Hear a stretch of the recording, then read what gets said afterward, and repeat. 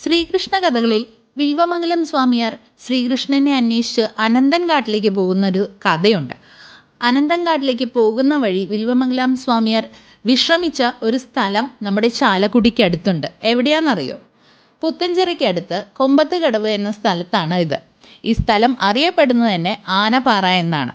ഈ ആനപ്പാറയുടെ ഒരു പ്രത്യേകത എന്താണെന്നറിയോ? ഒന്ന് ശ്രദ്ധിച്ചു നോക്കിയേ.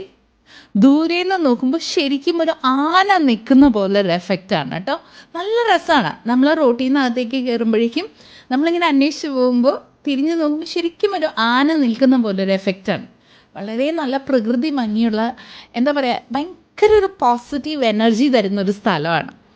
നല്ല രസമുള്ളൊരു സ്ഥലമാണ്. ഇവിടെ ശരിക്കും ചെല്ലുമ്പോൾ അതൊരു ക്ഷേത്രം പോലെയാണ് അവരത് മെയിൻറ്റെയിൻ ചെയ്തുകൊണ്ടിരിക്കുന്നത്. അവിടെ ഒരു അമ്പലമായിട്ടില്ല, അതൊരു പാറയാണ്. ദൂരേന്ന് കാണുമ്പോൾ ഒരു ആന നിൽക്കുന്ന പോലെ.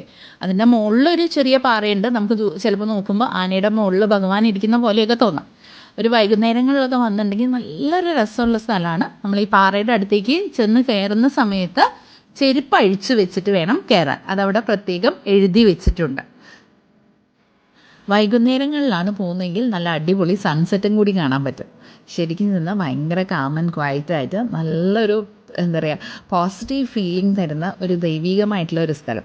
ഈ ആനപ്പാറയ്ക്ക് അടുത്ത് തന്നെ വിൽവമംഗലം സ്വാമിയാർ പ്രതിഷ്ഠ ചെയ്തിട്ടുള്ള ഒരു ശ്രീകൃഷ്ണ ക്ഷേത്രവും കൂടി ഉണ്ട് കേട്ടോ. അപ്പോൾ എപ്പോഴെങ്കിലും സമയം കിട്ടുമ്പോൾ ഒന്ന് പോയി നോക്കി നോക്കുക ഈ സ്ഥലം.